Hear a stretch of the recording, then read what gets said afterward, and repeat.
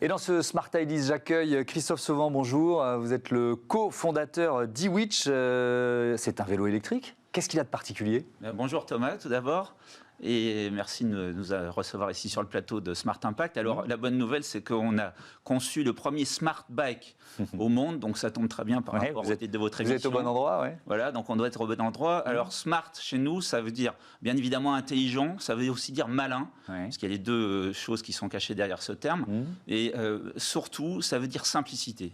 Puisqu'en fait, ce qu'on a cherché à faire à travers ce vélo, c'est apporter la plus grande simplicité possible aux utilisateurs. Pourquoi ? Parce qu'en priorité, c'est un vélo qui s'adresse aux utilisateurs urbains. Et en fait, quand on regarde de près ce que c'est que le programme urbain, on s'aperçoit qu'on a besoin de beaucoup de simplicité. Le programme urbain, c'est vraisemblablement ce qu'il y a de plus compliqué aujourd'hui pour un cycliste. On n'est pas à la campagne où on est libre de faire tout ce qu'on veut. On a des voitures, on a des piétons qui traversent, on doit s'arrêter au feu, repartir, etc., etc. Enfin, tous ceux qui en font le comprennent. Et puis, en plus de ça, on a de plus en plus de gens qui viennent au vélo en ville et donc qui n'ont pas fait de vélo depuis très longtemps. Et donc, alors, l'intelligence artificielle, qu'est-ce qu'elle apporte à l'utilisateur ? Alors, ce qu'elle apporte à l'utilisateur, c'est la simplicité. En fait, on s'est aperçu d'une chose, c'est qu'aujourd'hui, vous voulez acheter un vélo pour aller faire du vélo en ville. Vous avez d'un côté des leviers de vitesse, de l'autre côté un système pour régler votre niveau d'assistance de 1 à 4. Vous avez un écran qui vous indique votre niveau de batterie, par exemple, ou la vitesse à laquelle vous roulez. Et finalement, tous ces éléments, on peut s'en passer. On peut s'en passer à condition de les remplacer par une action qui n'est pas humaine.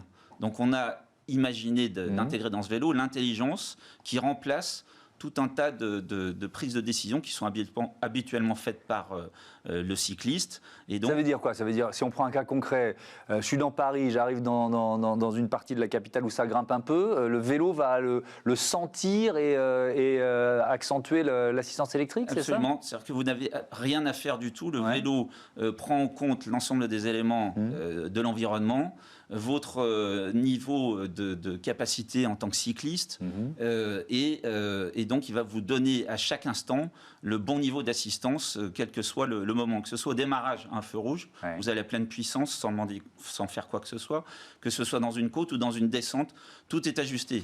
L'avantage, c'est que vous avez l'esprit complètement libre.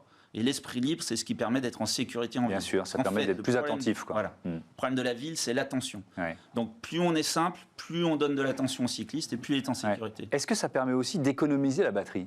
Alors absolument, puisqu'en fait, quand on prend des décisions humaines, sans se tromper, parce qu'en plus, souvent on se trompe en changeant de vitesse ou en changeant de niveau d'assistance, on est rarement au meilleur niveau de rendement par rapport à la machine. Alors qu'avec l'utilisation de l'intelligence artificielle, on a un rendement optimum et donc au bout du bout, on économise entre 15 et 20% de batterie pour un même type de trajet, pour un même type d'individu. Parce qu'évidemment, il faut comparer les choses comparables. Si vous avez que des côtes, vous dépensez plus d'énergie que si c'est plat. Et si vous faites 100 kg, vous en dépensez plus que si vous faites 50 kg. D'où viennent vos pièces, le cadre, la potence, la fourche et puis ce qu'il y a en filigrane ? Est-ce qu'un vélo 100% français, ça sera possible un jour, d'après vous ? Alors tout est possible. Après, tout dépend du temps et du prix. Je crois que tout à l'heure, on voit bien que les questions sur les filières se posent et se posent de plus en plus. Aujourd'hui, faire un vélo 100% France, c'est possible. Ça n'est pas possible de le faire dans des prix moyens de marché pour plein de raisons. Il y a des savoir-faire qu'on a quasiment perdus dans notre pays. Je pense au soudage aluminium, par exemple, qui est très compliqué. Alors, on est très fort sur les centrales nucléaires et dans l'aviation.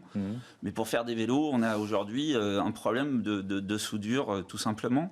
Voilà, il y a pas mal de choses de ce type-là. Donc aujourd'hui, pour ce qui concerne nos pièces, on a à peu près 60% des pièces qui viennent de France et d'Europe. On parle en coût d'achat des pièces.